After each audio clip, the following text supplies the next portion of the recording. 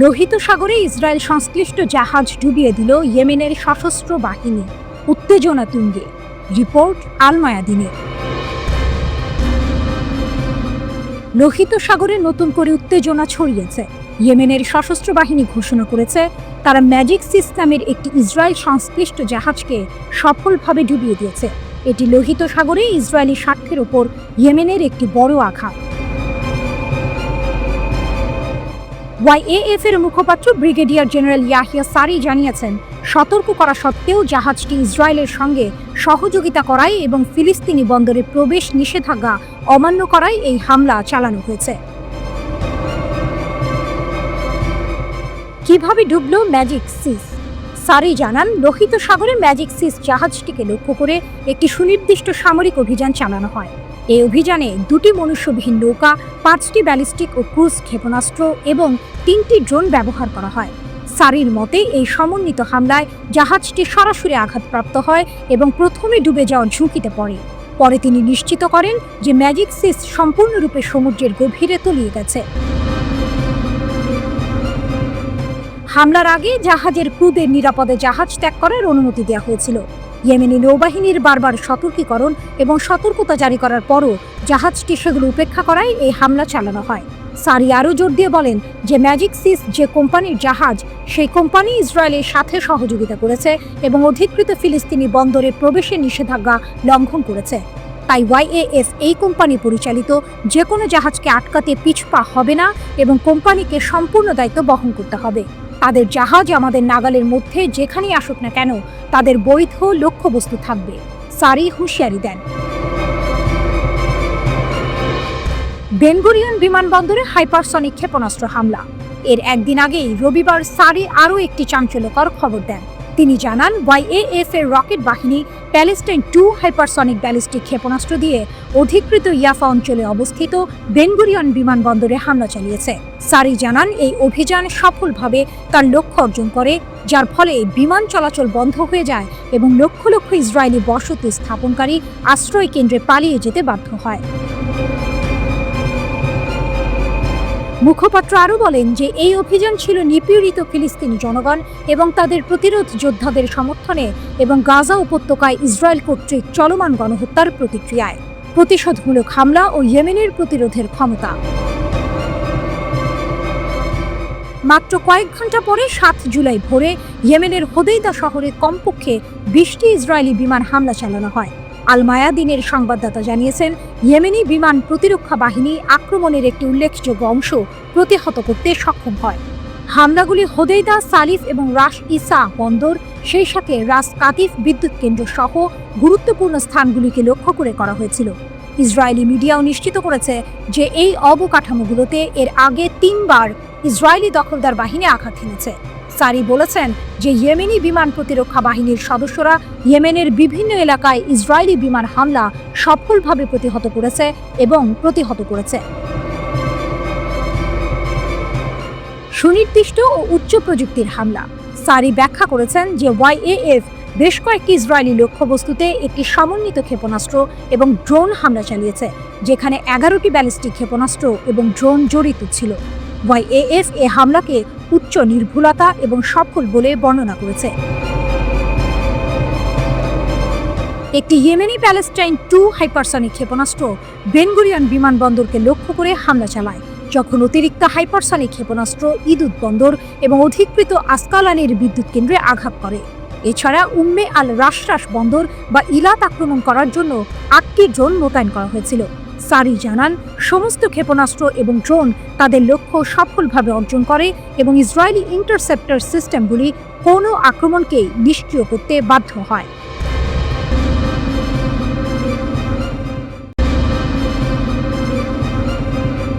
ইয়েমেনের সশস্ত্র বাহিনীর মুখপাত্র ঘোষণা করেছেন তারা ইসরায়েলের বেন গুরিয়ন বিমানবন্দরে একটি অত্যাধুনিক হাইপারসনিক ব্যালিস্টিক ক্ষেপণাস্ত্র হামলা চালিয়েছে। তাদের দাবি, এতে বিমানবন্দর সম্পূর্ণরূপে বন্ধ হয়ে গেছে এবং তেল আবিবের বাসিন্দাদের নিরাপদ স্থানে সরিয়ে নেওয়া হয়েছে। গাজায় ইসরায়েলি হামলার প্রতিশোধ হিসেবে এই পদক্ষেপ নেওয়া হয়েছে বলে ইয়েমেন জানিয়েছে। ইয়াহিয়া সারি এই ঘোষণা দেন। তিনি জানান, তেল আবিবের কাছে অবস্থিত ইসরায়েলের সবচেয়ে ব্যস্ততম বেন গুরিয়ন বিমানবন্দরকে 6 জুলাই সকালে একটি হাইপারসনিক ব্যালিস্টিক ক্ষেপণাস্ত্র দিয়ে লক্ষ্যবস্তু করা হয়। এই অভিযান পুরোপুরি সফল হয়েছে বলেও তিনি দাবি করেন। সারি আরও বলেন, যতক্ষণ ইসরায়েল গাজায় আক্রমণ চালাবে এবং অবরোধ বজায় রাখবে, ততক্ষণ ইয়েমেন ইসরায়েলি লক্ষ্যবস্তুতে হামলা চালিয়ে যাবে। একই সঙ্গে আগামী দিনে যে কোনো পরিস্থিতির জন্য ইয়েমেনের সশস্ত্র বাহিনী প্রস্তুত রয়েছে বলেও তিনি হুঁশিয়ারি দেন। গত কয়েক মাস ধরে ইয়েমেন বারবার বেন গুরিয়ন বিমানবন্দরে ক্ষেপণাস্ত্র হামলা চালিয়েছে। এর পাশাপাশি লোহিত সাগরে ইসরায়েল সংযুক্ত জাহাজের বিরুদ্ধেও নৌ অভিযান চালানো হয়েছে। ইসরায়েল এবং যুক্তরাষ্ট্রের তীব্র বিমান হামলা সত্ত্বেও ইয়েমেন গাজার সমর্থনে তাদের অভিযান অব্যাহত রয়েছে। ইসরায়েলি সামরিক বাহিনী এক সংক্ষিপ্ত বিবৃতিতে জানায়, হামলার সময় তাদের আকাশ প্রতিরক্ষা ব্যবস্থা সক্রিয় ছিল এবং তারা হামলার প্রতিরোধে কাজ করেছে। এই ঘটনার মাত্র এক সপ্তাহ আগেই ইয়েমেনি সেনাবাহিনী বেন গুরিয়ন বিমানবন্দর লক্ষ্য করে ব্যালিস্টিক ক্ষেপণাস্ত্র হামলার দায় স্বীকার করে। 1 জুলাই আল মাসিরাহ টিভিতে প্রচারিত এক টেলিভিশন বিবৃতিতে ইয়েমেনের সামরিক মুখপাত্র ব্রিগেডিয়ার জেনারেল ইয়াহিয়া সারি বলেন, তেল আবিবের বেন গুরিয়ন বিমানবন্দর লক্ষ্য করে আমরা প্যালেস্টাইন 2 নামের একটি হাইপারসনিক ব্যালিস্টিক ক্ষেপণাস্ত্র ব্যবহার করে একটি বিশেষ সামরিক অভিযান পরিচালনা করেছি। তিনি জানান, ওই হামলা সফলভাবে লক্ষ্যে পৌঁছেছিল, যার ফলে মিলিয়ন খানেক দখলদার আশ্রয়কেন্দ্রে ছুটে যায় এবং বিমানবন্দরের কার্যক্রমে বিশৃঙ্খলা সৃষ্টি হয়। অন্যদিকে লেবাননের প্রতিরোধ আন্দোলন হিজবুল্লাহর মহাসচিব শেখ নাইম কাশেম ঘোষণা করেছেন, তারা কখনোই ইসরায়েলের সঙ্গে সম্পর্ক স্বাভাবিকীকরণ মেনে নেবে না। আশুরার দিনে দেয়া এক ভাষণে তিনি বলেন, হিজবুল্লাহ লেবাননকে ইসরায়েলি আগ্রাসন থেকে রক্ষা করে যাবে। শেখ কাশেম ইসরায়েলের সঙ্গে সম্পর্ক স্বাভাবিক করার পরিকল্পনাকে আঞ্চলিক জাতিগুলির মর্যাদার প্রতি অপমান বলে অভিহিত করেন। তিনি জোর দিয়ে বলেন, দখলদারিত্ব অব্যাহত থাকলে প্রকৃত শান্তি অসম্ভব, তাই হিজবুল্লাহ এই প্রক্রিয়ার অংশ হবে না। আমরা লেবাননকে রক্ষা করে শত্রুর মোকাবিলা করি এবং এই প্রতিরক্ষা অব্যাহত থাকবে, এমনকি যদি পুরো বিশ্ব আমাদের বিরুদ্ধে দাঁড়ায়। মুক্তি একটি কর্তব্য, যত সময়ই লাগুক না কেন, তিনি বলেন। গত বছরের নভেম্বরে ইসরায়েলের সঙ্গে যে যুদ্ধবিরতি কার্যকর হয়েছিল, ইসরায়েল বারবার তা লঙ্ঘন করেছে বলেও শেখ কাশেম অভিযোগ করেন। তিনি বলেন, আমাদের ভয় দেখিয়ে আত্মসমর্পণ করানো যাবে না। যতক্ষণ শত্রুর আক্রমণ অব্যাহত থাকবে, ততক্ষণ আমাদের অবস্থান নরম করতে বা নিরস্ত্র করতে দাবি করার অধিকার কারো নেই। যুদ্ধবিরতির প্রথম ধাপ হিসেবে আগ্রাসন বন্ধ থাকতে হবে বলেও তিনি উল্লেখ করেন। প্রথম ধাপ বাস্তবায়িত হলে হিজবুল্লাহ আলোচনার জন্য প্রস্তুত থাকবে। শেখ কাশেম পশ্চিম এশিয়া অঞ্চলে ইরানের ভূমিকার প্রশংসা করেন এবং বলেন, ইসলামী বিপ্লবের নেতা আয়াতুল্লাহ আলী খামেনির সমর্থন প্রতিরোধ অক্ষের জন্য প্রধান স্তম্ভ।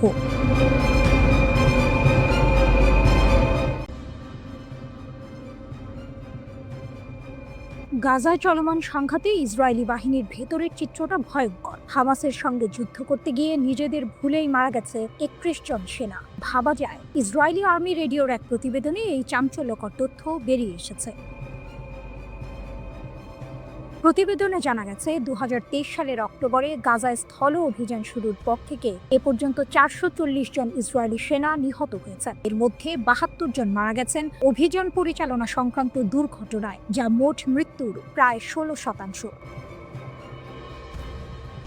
আরও চমকপ্রদ তথ্য হলো, নিহতদের মধ্যে 31 জনই মারা গেছেন নিজেদের ভুলবশত ছোড়া গুলিতে, যাকে সামরিক পরিভাষায় বলা হয় ফ্রেন্ডলি ফায়ার। এছাড়া গোলাবারুদ সংশ্লিষ্ট দুর্ঘটনায় মারা গেছেন 23 জন। সাঁজোয়া যানের চাকায় পিষ্ট হয়ে 7 জন আর অজ্ঞাত গুলিবর্ষণে নিহত হয়েছেন 6 জন। অর্থাৎ ইসরায়েলি সেনারা যুদ্ধক্ষেত্রে যতটা না হামাসের আক্রমণের শিকার হচ্ছেন, তার চেয়েও বেশি ঝুঁকির মধ্যে আছেন নিজেদের সহযোদ্ধা এবং অসতর্কতার কারণে। যুদ্ধবিরতি ভেঙে যাওয়ার পর গত 18 মার্চ ইসরায়েল যখন গাজায় সামরিক অভিযান আবার শুরু করে, তখন থেকে এখন পর্যন্ত 32 জন ইসরায়েলি সেনা নিহত হয়েছেন। এর মধ্যে 2 জন মারা গেছেন অভিযান পরিচালনা সংশ্লিষ্ট দুর্ঘটনায়। ইসরায়েলি সামরিক তথ্য অনুসারে 2023 সালের 7 অক্টোবর যুদ্ধ শুরু হওয়ার পর থেকে 882 জন সৈন্য নিহত এবং 6032 জন আহত হয়েছে। গাজা উপত্যকায় হামাস ও তার মিত্র গোষ্ঠীর গুলিতে প্রাণ হারান 2 ইসরায়েলি সেনা। এরা হলেন সার্জেন্ট আসাফ জামির এবং সার্জেন্ট ইয়ার ইলিয়াহু। আসাফ জামিরের বাড়ি ইসরায়েলের দিমোনা শহরে। তিনি ইসরায়েলি সেনাবাহিনীর 53তম আর্মোর ব্যাটালিয়নের সৈনিক ছিলেন।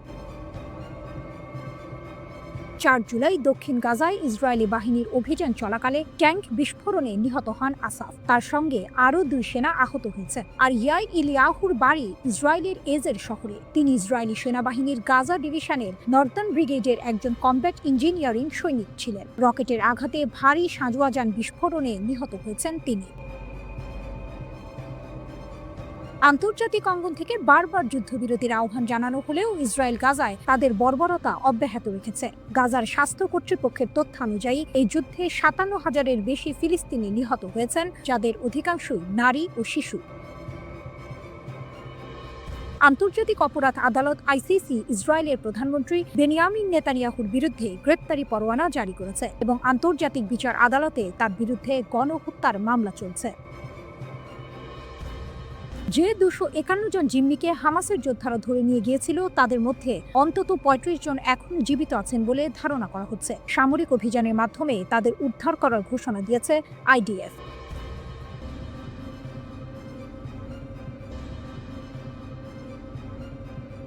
গাজায় ইসরায়েলের দুঃস্বপ্ন, 3 দিনে 15 সেনা নিহত, হামাসের কৌশল বদল। ফিলিস্তিনের অবরুদ্ধ গাজা উপত্যকায় চলমান সংঘাত যেন এক নতুন মোড় নিচ্ছে। মাত্র 3 দিনের ব্যবধানে অন্তত 15 জন ইসরায়েলি সেনা নিহত হয়েছেন, যা হামাসের সামরিক শাখা আল কাসাম ব্রিগেডের ধারাবাহিক হামলার ফল বলে জানাচ্ছে আন্তর্জাতিক সংবাদ মাধ্যমগুলো।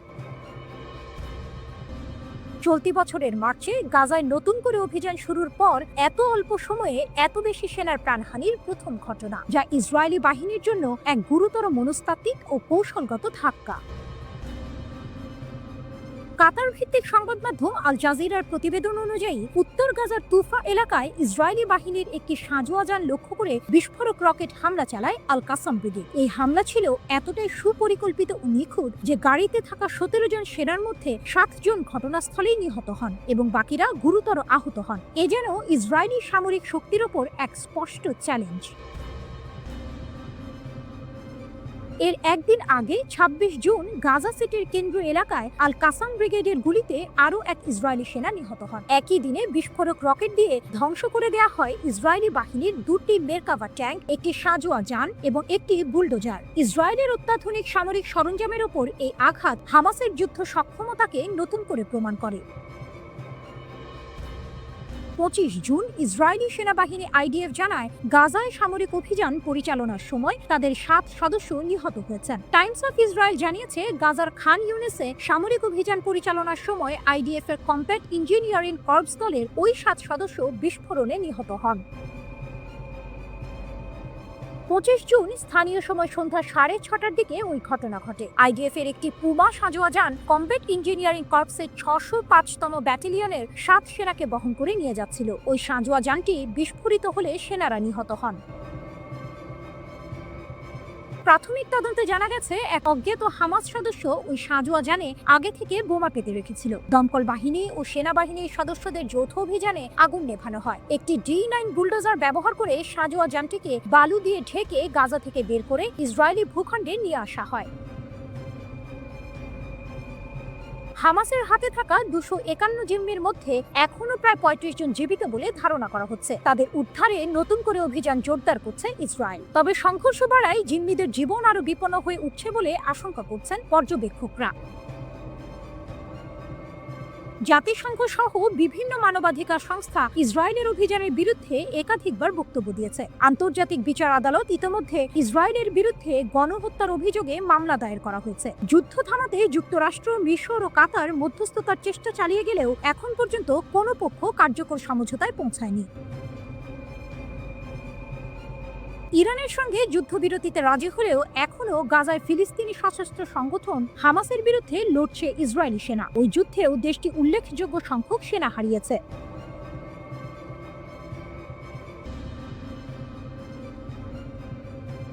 গরম খবর, আবারও উত্তপ্ত মধ্যপ্রাচ্য।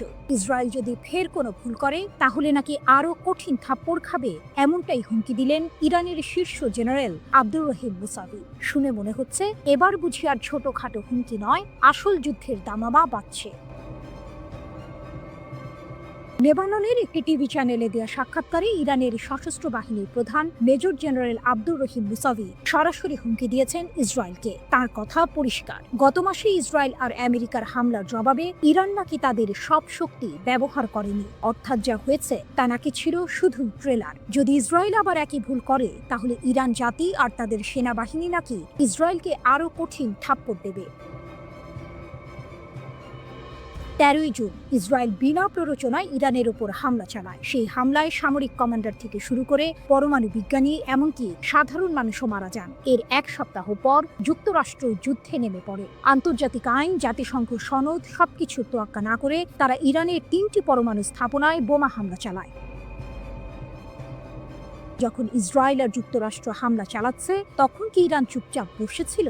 মোটেও না। প্রতিশোধ হিসেবে ইরানের সশস্ত্র বাহিনী ইসরায়েলের দখলে থাকা কৌশলগত স্থাপনাগুলোতে আঘাত হানে। এখানেই শেষ নয়, পশ্চিম এশিয়ার সবচেয়ে বড় মার্কিন সামরিক ঘাঁটি কাতারের আল উদেইদ মার্কিন ঘাঁটিকেও তারা টার্গেট করে। এটা শুনে নিশ্চয়ই অনেকেই অবাক হচ্ছেন। ইরান এতদিন ধরে শুধু হুমকি দিয়ে আসছিল, কিন্তু এবার তারা সরাসরি পাল্টা হামলা চালিয়েছে। 24 জুন ইরান সফলভাবে প্রতিশোধমূলক অভিযান চালিয়ে ইসরায়েল এবং যুক্তরাষ্ট্রের হামলা বন্ধ করতে সক্ষম হয়। শীর্ষ জেনারেলের দাবি, ইসরায়েল নাকি যুদ্ধবিরতির জন্য অনুরোধ করতে বাধ্য হয়েছিল যাতে তারা নিজেদের গুছিয়ে নিতে পারে। এই তথ্য যদি সত্যি হয় তাহলে পরিস্থিতি কিন্তু আরো ঘোলাটে, কারণ এতদিন আমরা যা জেনে এসেছিলাম তার চেয়ে আসল চিত্রটি হয়তো আরো ভিন্ন। যুক্তরাষ্ট্রের প্রত্যক্ষ সমর্থনেই মূলত ইরানে হামলা চালায় যুদ্ধবাজ ইসরায়েল। তবে পরের দিকে এই আগ্রাসন প্রবল প্রতিরোধের মুখে পড়ে এবং শেষ পর্যন্ত আন্তর্জাতিক কূটনীতির মাধ্যমে একটি যুদ্ধবিরতিতে পৌঁছায়। অপ্রকাশিত ক্ষমতা ও নতুন পর্যায়। মেজর জেনারেল মুসাভি আরও সতর্ক করেছেন, যদি যুদ্ধ দীর্ঘায়িত হয় এবং একটি নতুন পর্যায়ে প্রবেশ করে তাহলে ইসরায়েল নাকি ইরানের এমন ক্ষমতা দেখতে পাবে যা এখনো কাজে লাগানো হয়নি, অর্থাৎ ইরান নাকি তাদের আসল শক্তি এখনো দেখায়নি। তিনি এটাও বলেছেন, বছরের পর বছর ধরে ইসরায়েল আর তাদের সমর্থকরা ইরানের ওপর আঘাত হানার জন্য শক্তি সঞ্চয় করে আসছে। তাদের উদ্দেশ্য হলো পরমাণু ইস্যুকে অজুহাত হিসেবে ব্যবহার করে ইরানকে বিভক্ত করা, কিন্তু ইরান তাদের মৌলিক নীতি থেকে কখনো সরে আসবে না, যার মধ্যে ফিলিস্তিন ও তাদের জনগণের প্রতি সমর্থনও রয়েছে। তাহলে কি ইসরায়েল আর ইরান আবারও একটি বড় যুদ্ধের দিকে এগোচ্ছে?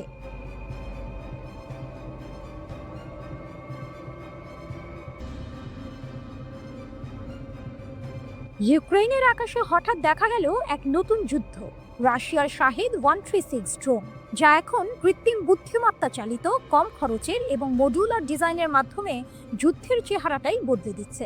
একসময় ইরান থেকে আমদানি করা এই ড্রোনগুলো এখন রাশিয়াতেই তৈরি হচ্ছে, যা মস্কোর ড্রোন শিল্পের ক্ষমতাকে নতুন উচ্চতায় নিয়ে গেছে এবং বিশ্ব অস্ত্রবাজারে নতুন প্রতিদ্বন্দ্বিতার জন্ম দিয়েছে।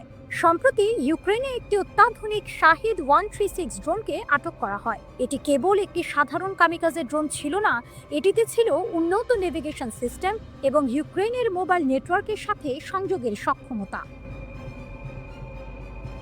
ইউক্রেনীয় গোয়েন্দা প্রতিবেদন জানায়, এই ড্রোনগুলোতে এখন রাশিয়ার তৈরি উপাদান ব্যবহার করা হচ্ছে এবং রিয়েল টাইম ডেটা আদান প্রদানের জন্য ইউক্রেনীয় মোবাইল নেটওয়ার্ক ব্যবহার করা হচ্ছে। এটি স্পষ্ট ইঙ্গিত দেয় যে রাশিয়া এখন বিদেশি আমদানির উপর নির্ভরশীল নয়, বরং নিজস্ব শক্তিশালী ড্রোন শিল্প গড়ে তুলেছে।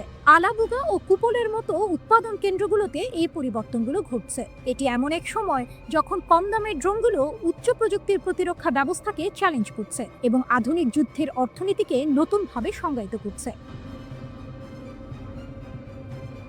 শাহেদ 136 বিবর্তন ও কৌশল। শাহেদ 136 মূলত ইরানের তৈরি একটি লোটারিং ওয়ারহেড বা কামিকাজে ড্রোন। ইউক্রেনের বিরুদ্ধে রাশিয়ার আকাশ হামলায় একটি গুরুত্বপূর্ণ হাতিয়ার হয়ে উঠেছে। 2022 সালের সেপ্টেম্বরে প্রথম ব্যবহারের পর থেকে এই ড্রোনগুলো রাশিয়ার সামরিক বাহিনীতে গেরান 2 নামে পরিচিত।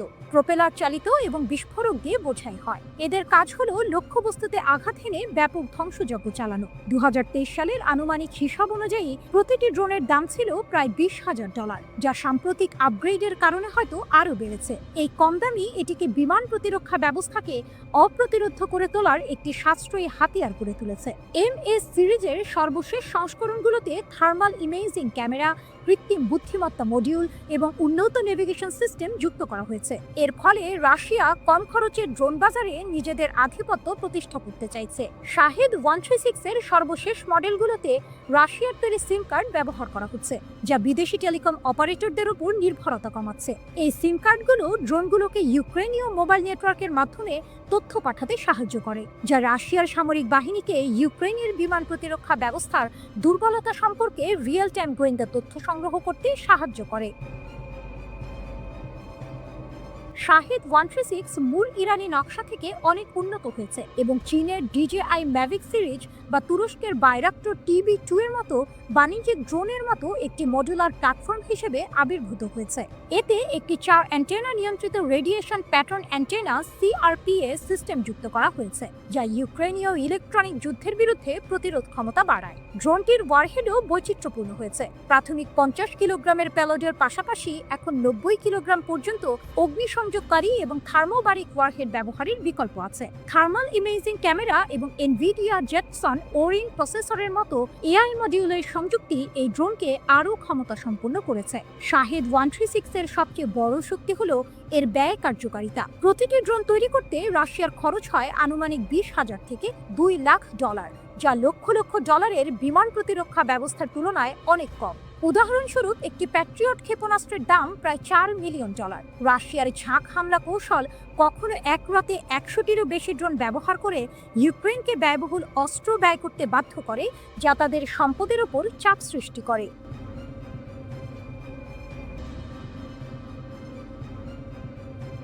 সম্প্রতি ইরান ইরাক সীমান্তের কাছে ঘটল এক চাঞ্চল্যকর ঘটনা। ইরানের নতুন এবং অত্যাধুনিক মাজিদ বিমান প্রতিরক্ষা ব্যবস্থা ব্যবহার করে একটি ইসরায়েলি IAI হেরন ড্রোন ভূপাতিত করা হয়েছে। এই ঘটনা ইরান ও ইসরায়েলের মধ্যে চলমান প্রক্সি যুদ্ধের এক গুরুত্বপূর্ণ মোড়, যা তেহরানের সামরিক প্রযুক্তিতে অভাবনীয় অগ্রগতির ইঙ্গিত দিচ্ছে। রিপোর্ট বুলগেরিয়ান মিলিটারির। এক দশকের গোপন যুদ্ধ। ইসরায়েল ও ইরানের মধ্যে দশক ধরে এক গোপন যুদ্ধ চলে আসছে, যেখানে উভয় দেশ একে অপরের সামরিক ও পারমাণবিক স্থাপনাগুলোতে নজরদারি এবং হামলা চালিয়ে আসছে।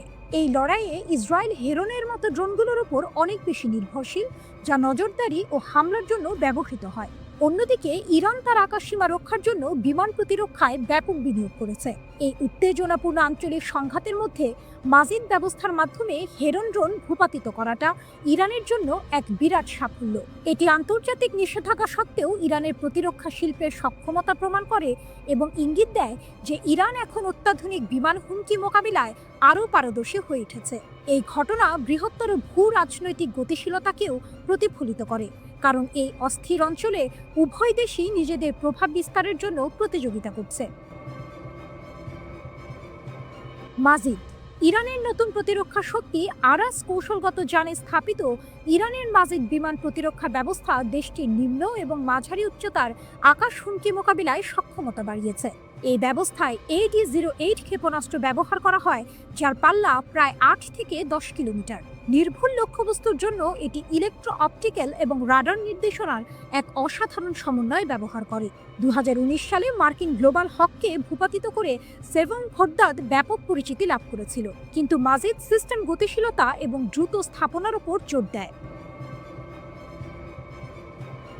মাজিদ অপারেটররা ড্রোন এবং কম উচ্চতায় উড়ন্ত বিমান থেকে গুরুত্বপূর্ণ অবকাঠামো বা মোবাইল সামরিক ইউনিটগুলোকে দ্রুত রক্ষা করতে পারে। নিষেধাজ্ঞার কারণে সীমাবদ্ধতা থাকা সত্ত্বেও ইরানের প্রতিরক্ষা শিল্প দেশীয়ভাবে উন্নত উপাদানগুলির উপর নির্ভর করে নিজেদের প্রকৌশলগত স্থিতিস্থাপকতা প্রদর্শন করেছে। মাজিদের কম্প্যাক্ট ডিজাইন এটিকে ইরানের স্তরযুক্ত বিমান প্রতিরক্ষা নেটওয়ার্কের সাথে সহজেই একীভূত হতে সাহায্য করে, যা দীর্ঘ পাল্লার সিস্টেমগুলোর পরিপূরক হিসেবে কাজ করে।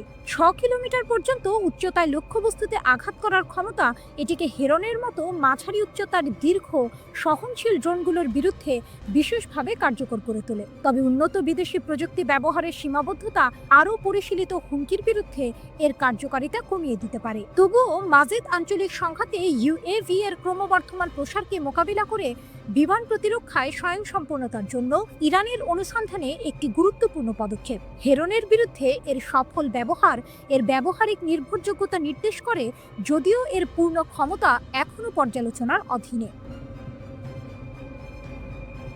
IAI heron. ইসরায়েলের গোয়েন্দা বাহু ইসরায়েলের আইএআই হেরন, যা মাটার্স 1 নামেও পরিচিত, দেশটির অনুসন্ধান এবং আক্রমণ ক্ষমতার ভিত্তিপ্রস্তর হিসেবে কাজ করে। এই ড্রোন প্রায় 30,000 ফুট উচ্চতায় 45 ঘন্টা পর্যন্ত আকাশে ভেসে থাকতে পারে। উন্নত electro optical sensor, synthetic aperture radar এবং যোগাযোগ রিলে দিয়ে সজ্জিত এই ড্রোন বিশাল দূরত্বে রিয়েল টাইম গোয়েন্দা তথ্য সংগ্রহ করে। ইরানের প্রেক্ষাপটে আইডিএফ প্রায়শই সামরিক এবং পারমাণবিক স্থাপনা পর্যবেক্ষণের জন্য হেরন মোতায়েন করে, যা কৌশলগত সিদ্ধান্ত গ্রহণের জন্য গুরুত্বপূর্ণ তথ্য সংগ্রহ করে। আইডিএফ মুখপাত্র নিশ্চিত করেছেন যে 298 নম্বর ড্রোনের ক্ষতি একটি ধাক্কা, কিন্তু এটি কোনো গুরুতর আঘাত নয়।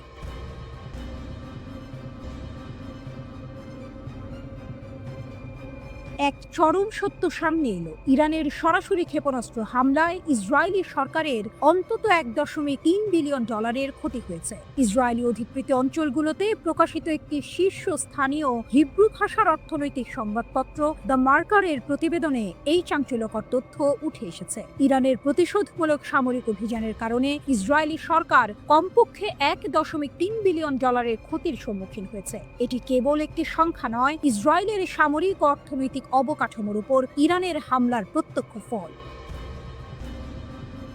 প্রতিবেদনে অনুমান করা হয়েছে যে ইরানের ক্ষেপণাস্ত্র হামলার ফলে ইসরায়েলের প্রত্যক্ষ ক্ষতি 5 বিলিয়ন শেকেল ছাড়িয়ে গেছে। এই বিশাল অঙ্কের ক্ষতি হয়েছে ইরানের বিরুদ্ধে যুদ্ধ পরিচালনার জন্য ইসরায়েলের ব্যয়, যার মধ্যে রয়েছে ইরানের ছোড়া বিশাল ক্ষেপণাস্ত্র এবং ড্রোনের বিরুদ্ধে প্রতিরক্ষা প্রচেষ্টা। অর্থাৎ প্রতিরোধের জন্য খরচ করতে গিয়েও ইসরায়েলের পকেট থেকে বেরিয়ে গেছে বিলিয়ন ডলার। তুলনামূলকভাবে 2023 সালের অক্টোবরে শুরু হওয়া গাজা যুদ্ধে ইসরায়েল মোট 2.5 বিলিয়ন শেকেল বা প্রায় $0.65 বিলিয়ন সরাসরি ক্ষতির সম্মুখীন হয়েছিল। এই নতুন পরিসংখ্যান ইসরায়েলের অর্থনৈতিক ক্ষতির সর্বশেষ প্রমাণ। 13 জুন ইসরায়েল ইরানের ওপর আক্রমণ শুরু করেছিল। এই হামলায় ইরানের শীর্ষ সামরিক কমান্ডার এবং পারমাণবিক বিজ্ঞানীরা নিহত হন। শুধু তাই নয়, নারী ও শিশু সহ বেশ কয়েকজন সাধারণ বেসামরিক নাগরিকও এই হামলার শিকার হন। এটি ছিল ইসরায়েলের একতরফা এবং বিনা উস্কানিতে চালানো আগ্রাসন, যা আন্তর্জাতিক আইন এবং মানবাধিকারের চরম লঙ্ঘন। তাই ইরান বসে থাকেনি। ইসরায়েলি হামলার কয়েক ঘন্টার মধ্যেই ইরান ইসরায়েলি রাজধানী তেল আবিবে ক্ষেপণাস্ত্র হামলা চালিয়ে পাল্টা জবাব দেয়। এরপর থেকে ইসরায়েলি সরকারের উপর হামলা অব্যাহত রয়েছে, যার ফলে ইসরায়েলের সামরিক ও অর্থনৈতিক অবকাঠামোর ব্যাপক ক্ষতি হয়েছে। প্রতিবেদনে আরও দেখা গেছে যে ইরানি ক্ষেপণাস্ত্র হামলা ইসরায়েলি অধিকৃত অঞ্চলে জ্বালানি ও জ্বালানি সরবরাহে বড় ধরনের ব্যাঘাত ঘটিয়েছে। তেল আবিবে ইরানের প্রধান স্টক মার্কেট ভবনে ইরানি ক্ষেপণাস্ত্র আঘাত হানার পর ইসরায়েল তাদের মূলধন বাজারেও বড় ধরনের ক্ষতির সম্মুখীন হয়েছে। স্টক মার্কেটে এই আঘাত সরাসরি ইসরায়েলের অর্থনীতির হৃৎপিণ্ডে আঘাত হানার শামিল। ইসরায়েলি অর্থনীতিবিদরা ইতোমধ্যেই সতর্কবাণী উচ্চারণ করেছেন। তাদের মতে ইরানের সাথে অব্যাহত যুদ্ধ ইসরায়েলকে সম্পূর্ণ অর্থনৈতিক পতনের দ্বারপ্রান্তে ঠেলে দিতে পারে। এই সংঘর্ষ যদি দীর্ঘায়িত হয়, তাহলে ইসরায়েলের অর্থনীতি বড় ধরনের সংকটে পড়তে পারে, যা কেবল স্থানীয় নয়, আঞ্চলিক এবং বৈশ্বিক অর্থনীতিতেও প্রভাব ফেলবে। এদিকে ইরানে মোহাম্মদ আমিন মাহদাভি শায়েস্তে নামের এক ব্যক্তির মৃত্যুদণ্ড কার্যকর করা হয়েছে। ইসরায়েলের গোয়েন্দা সংস্থা মোসাদের সঙ্গে সংশ্লিষ্টতা থাকার দায়ে তাকে ফাঁসিতে ঝোলানো হয়েছে। ইরানের আধা সরকারি বার্তা সংস্থা তাসনিম ও ফার্সের প্রতিবেদন সূত্রে এমন তথ্য জানা গেছে। খবর আল জাজিরার। তাসনিমের প্রতিবেদনে বলা হয়, মোসাদের সঙ্গে যুক্ত একটি সাইবার দলের প্রধান ছিলেন শায়েস্তে। তাকে 2023 সালের শেষ দিকে গ্রেপ্তার করা হয়। 13 জুন থেকে ইরানে হামলা শুরু করে ইসরায়েল। এরপর থেকে এখন পর্যন্ত ইসরায়েলে গুপ্তচর বৃত্তির দায়ে 3 জন ব্যক্তির মৃত্যুদণ্ড কার্যকর করেছে ইরানি কর্তৃপক্ষ। এর মধ্যে 16 জুন প্রথম জনকে এবং 22 জুন দ্বিতীয় জনের ফাঁসি কার্যকর করা হয়।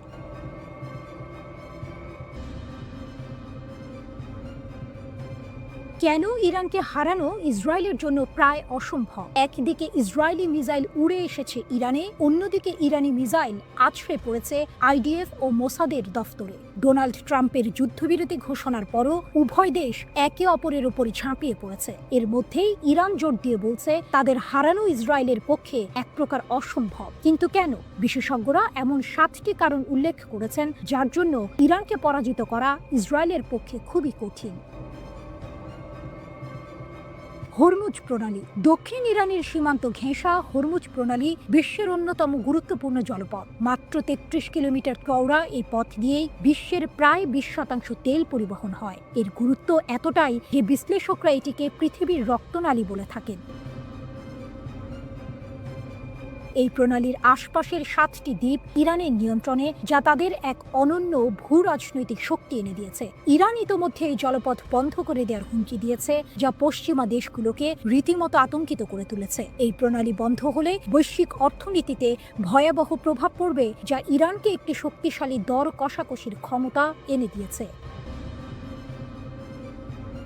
ব্যালিস্টিক ও ড্রোনের অপ্রতিরোধ্য শক্তি। ইরানের ব্যালিস্টিক ক্ষেপণাস্ত্রের পাল্লা প্রায় 2000 কিলোমিটার। এর মানে হলো শুধু ইসরায়েল নয়, ইউরোপের যে কোনো লক্ষ্যবস্তুতেও আঘাত হানতে পারে ইরানি মিসাইল। এছাড়া ইরান সস্তায়, শক্তিশালী ও কার্যকর ড্রোন বানিয়ে ব্যাপক সাড়া ফেলেছে।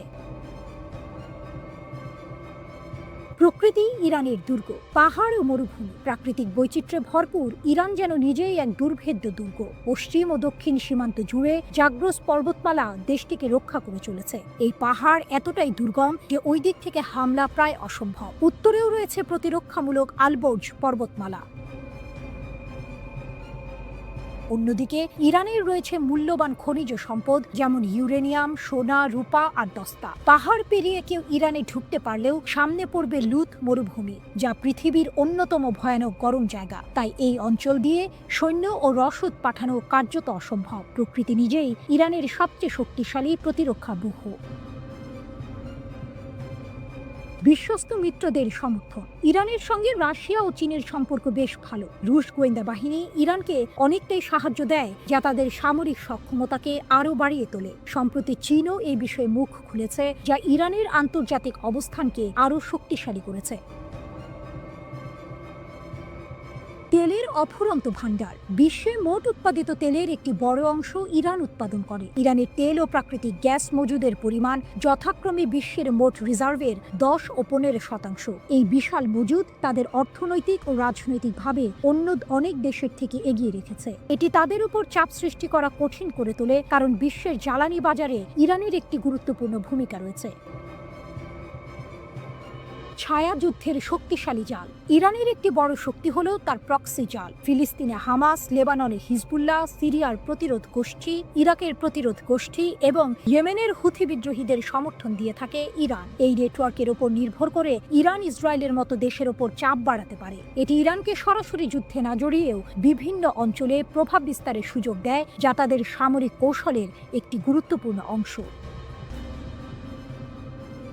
3 মহাদেশের সংযোগস্থলে কৌশলগত অবস্থান। ইউরোপ, এশিয়া এবং আফ্রিকা, এই 3টি মহাদেশের সংযোগস্থলে ইরানের অবস্থান। দেশটি রয়েছে 3টি গুরুত্বপূর্ণ জলসীমা: উত্তরে কাস্পিয়ান সাগর এবং দক্ষিণে পারস্য উপসাগর ও ওমান উপসাগর। গত 500 বছর ধরে একই সীমান্ত নিয়ে টিকে রয়েছে দেশটি। পৃথিবীর এমন কোনো শক্তি নেই যারা ইরানকে দখল করতে চায়নি, কিন্তু বারবারই ব্যর্থ হয়েছে এই ভৌগোলিক অবস্থানের জন্য। এই কৌশলগত অবস্থান ইরানকে এক অজেয় শক্তি হিসেবে প্রতিষ্ঠিত করেছে।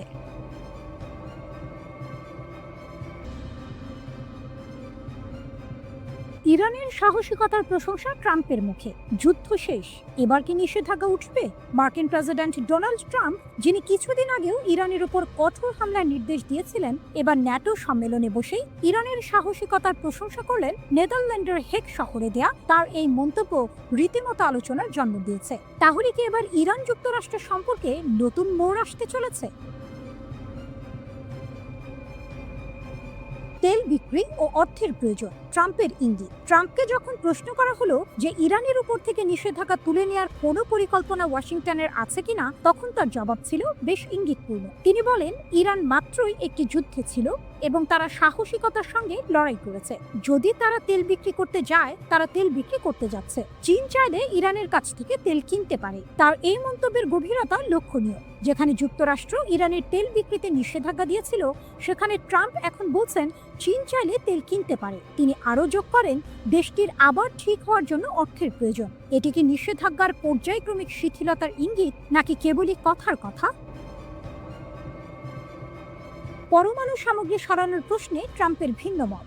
সাংবাদিকরা ট্রাম্পকে আরও প্রশ্ন করেছিলেন যে যুক্তরাষ্ট্রের হামলার আগে ইরান পরমাণু সামগ্রী সরিয়ে ফেলতে পেরেছিল কিনা। এই প্রশ্নটি গুরুত্বপূর্ণ, কারণ একটি গোপন মার্কিন প্রতিবেদনে এমন ইঙ্গিত দেওয়া হয়েছিল। তবে ট্রাম্প সেই দাবি সরাসরি খারিজ করে দিয়েছেন। তিনি বলেছেন, এগুলো সরানোর সময় ইরানের হাতে ছিল না, এগুলো খুবই ভারী, সরানো খুবই কঠিন। ট্রাম্পের এই মন্তব্য মার্কিন গোয়েন্দা প্রতিবেদনের সঙ্গে সাংঘর্ষিক। এটি আবারও প্রমাণ করে যে ইরানের পারমাণবিক কর্মসূচি এবং হামলার প্রভাব নিয়ে এখনো অনেক ধোঁয়াশা রয়েছে। এদিকে ইরানের একের পর এক ক্ষেপণাস্ত্র, ড্রোন হামলায় পর্যদস্ত ইসরায়েলিরা এখন বেনিয়ামিন নেতানিয়াহুর সরকারের কাছে ক্ষতিপূরণ চাইছেন। এজন্য প্রায় ৩৯,০০০ আবেদন জমা পড়েছে। স্থানীয় সংবাদ মাধ্যমের বরাতে গতকাল মঙ্গলবার এই খবর জানিয়েছে তুরস্কের রাষ্ট্রীয় সংবাদ সংস্থা আনাদোলু। সংবাদ মাধ্যমটির খবর, ইরানি হামলায় ক্ষতিগ্রস্তদের জন্য একটি ক্ষতিপূরণ তহবিল গঠন করেছে ইসরায়েলের কর কর্তৃপক্ষ। ১৩ জুন ইরান ইসরায়েলের মধ্যে সংঘাত শুরুর পর থেকে এই তহবিল থেকে ক্ষতিপূরণ চেয়ে মোট ৩৮,৭০০টি আবেদন জমা পড়েছে।